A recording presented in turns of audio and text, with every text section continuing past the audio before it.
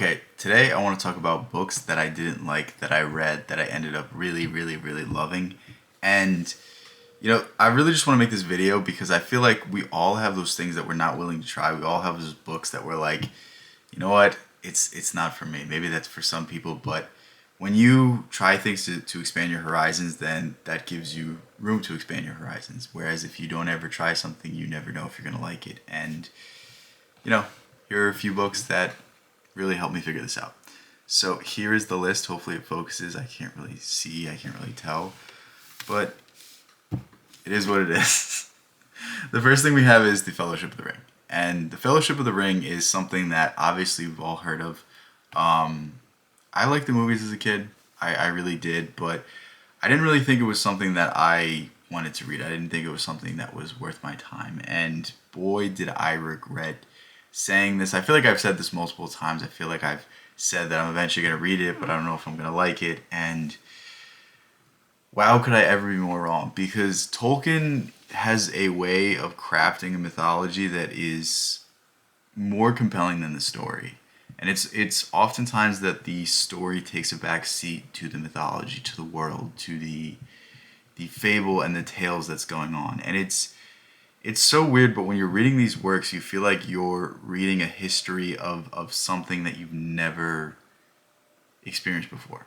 And I don't know how to explain it aside from like, it feels like you're in history class and you're learning about the past. And it's just so engrossing. There's something about the world that is so unlike anything else I've ever read. And I've never been so wrong about a book. I've never said, yeah, I'll read it, but I don't know if I'm going to like it. And turns out it's probably going to be one of my favorite series of all time, and it's just super, super interesting. I thought, I've watched the movies. I know Tolkien's characters are not necessarily flat, but they don't necessarily change. Like, Aragorn is a perfect hero archetype. Gandalf is a perfect hero archetype. Frodo, Bilbo, perfect heroes. Like, they're not flawed. They're not wicked. They're not like Game of Thrones characters where they're good in one moment, but they do something horrendous in the next. They're completely unflawed, and I thought I was gonna find that boring. Turns out, found it super interesting. Yeah, that's all I got to say about that. But on to the next one. The next book we have is The Power of Now. And honestly, the only reason I wasn't sold on this book is because it's so popular. Because anytime you have a book that's popular, I feel like it's watered down. I know I say water weird. I'm sorry. But you get what I'm saying. Like, anytime anything has like mass appeal, I don't know if it's just that I'm a hater. I don't know if it's just part of my personality to like hate on things that aren't, that everyone likes. But that's really my only excuse. That's really the only reason I can give as to why I didn't pick this book up sooner.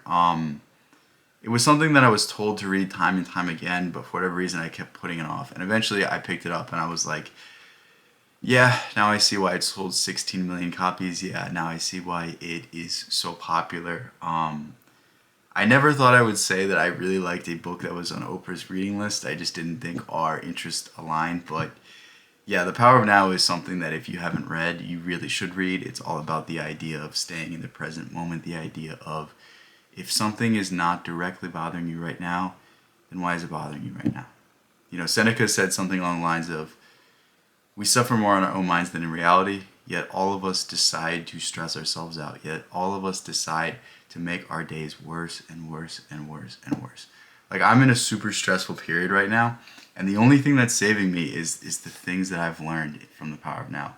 The idea of understanding, like, what can I do about it right now? And if I can't do anything about it right now, there's no point in worrying. There's no point in getting up in arms. There's absolutely zero reason for me to stress myself out. Like, if I'm not working towards a problem, then why am I worrying about it? If I'm worrying about something, I might as well do something. But if I can't do anything right now, if I'm in bed lying awake, stressed out about what I got to do tomorrow, what benefit does that do for me? And that's really what the book is about, and that's what it really teaches you. And it's really well done. It's not something that you're going to be like, oh, this is nonsense. Like, some of the self-help, some of the spiritual books you'll read, they're pure fluff. They really don't tell you anything that you couldn't figure out yourself. But I think The Power of Now is just, it's unlike all the other things, and I think you're really going to enjoy it. The next thing we have is Ulysses.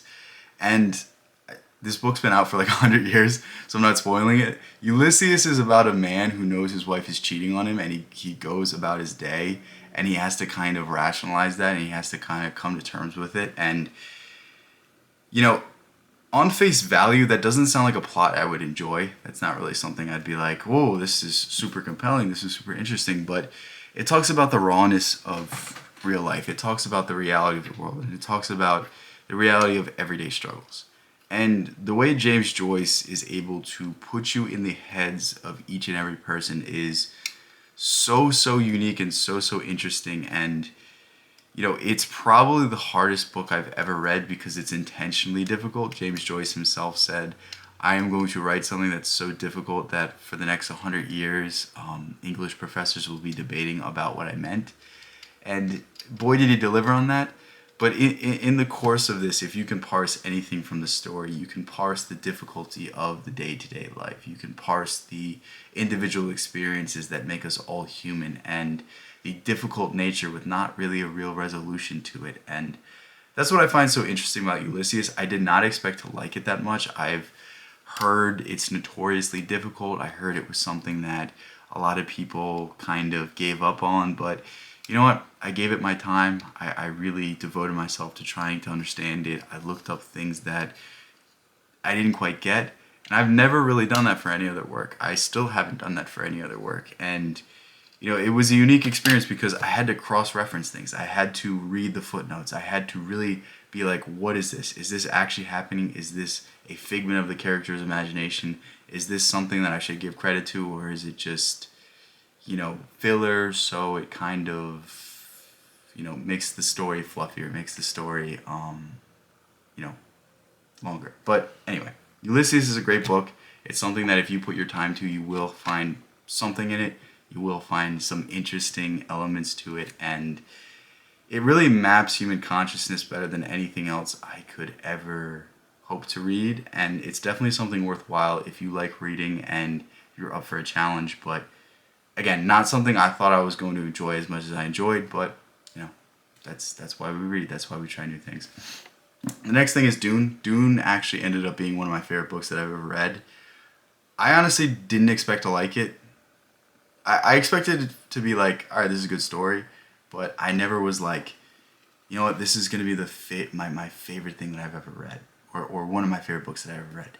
But Dune is the perfect balance of a political sort of game, a false messiah like figure, action with compelling story, and you know, it really has every element that makes a story interesting, that makes a story deep. Like, you know, I was talking about Tolkien earlier, but it's very similar. Like, the world feels lived in. The world feels like it's not just the characters in it, that people aside from the characters are influencing it. Like, you know, even sometimes in the later seasons of Game of Thrones, it feels like the public doesn't exist. Like, all of these people are making decisions and doing horrible things, and you don't get to see what's going on in the city down below the castles. And I feel like Dune is the perfect balance of giving detail to the little things while really focusing on the major characters and engrossing you in a story that is unlike anything else you've ever read. And to me, I read Dune and I was like, you know what? I see where a lot of modern sci-fi comes from. I see a lot of the influence. I see a lot of the social deconstruction, and it's super interesting. I think Frank Herbert is a great writer, and as I was finishing Dune, the first one, I picked up the second book because I was like, you know what, this is super interesting. I really want to read the rest of the series, and I'm super excited to pick up the rest of the things. And, you know, having read Dune, it really made me feel like, you know what, for the first time in my life, I want to read stories. For the first time in my life, I want to go into these series. You know, for a very long time, I feel like I kind of brushed off the fantasy.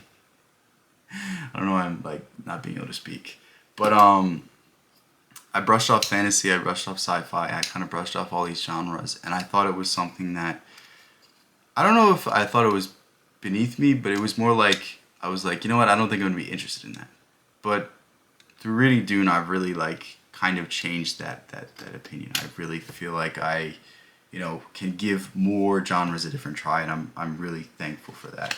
The last thing we have is Ayn Rand, The Virtue of Selfishness, and it's not so much that I was expecting to not think Ayn Rand was a good writer or intelligent person, but I just thought I was going to disagree with her because the things I've heard about Ayn Rand, I've heard very mixed things. Like, I don't know if authors are as like have a split audience in the sense that people either love her or hate her as much as Ayn Rand.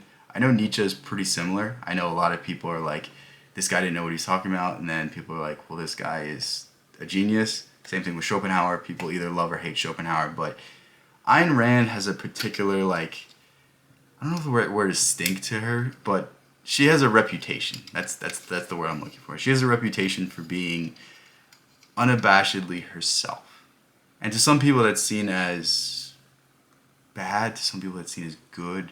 She's also very rational in the sense that she doesn't give any sort of credit to the more spiritual nature of life, and I thought I was going to very much find fault with what she said about religion. But overall, I'm reading The Virtue of Selfishness, and I found it super compelling. And I found it super compelling that her idea of selfishness was, in a sense, selfless. But basically, her idea of selfishness is that you want to do everything in the best interest of yourself. But it doesn't mean that I'm going to go out and I'm going to take this person's land because it's this land. No, you're going to respect that other person's interest, because if you don't respect that other person's interest, then they're going to, in turn, take that land back and take your land back as well. And I found it super interesting that she kind of balanced, ambition and greed and ego with the more Machiavellian sense of, like, I can't do this or this person's going to retaliate. And, this really made sense to me in the sense that, like, I feel like the word selfishness is very misunderstood. Like, you hear someone selfish, you associate it with a bad thing. But is it a bad thing to want the best for yourself? Is it a bad thing to do something out of your own selfish interest if it brings you fulfillment? And I think Ayn Rand perfectly explains that while not infringing upon the autonomy of someone else. And I think that's really what a lot of her philosophy is about, and a lot of her ideas are about. And I found it super interesting and compelling, and you know what? She made a fan of me. And I cannot wait to read Atlas Shrugged. The only reason I have not read it is because it's like this big. But aside from that, those are the books that I got for you guys today. Hopefully this was a fun video. I feel like there's more books that I could include, but these were just the ones that stood out to me as the biggest examples of books that I didn't think I was going to like, but I ended up loving. So, with that said, hopefully this allows you to expand your horizons, read different things, expand your perspective so that you can see the world from a different perspective. Because really the solution to every one of our problems is seeing the world in a different light and seeing the world from a different point of view, and getting over our own ego so that we can find common ground with other people. Love you guys so much. Thank you guys so much. Peace out. I'll catch you in the next one.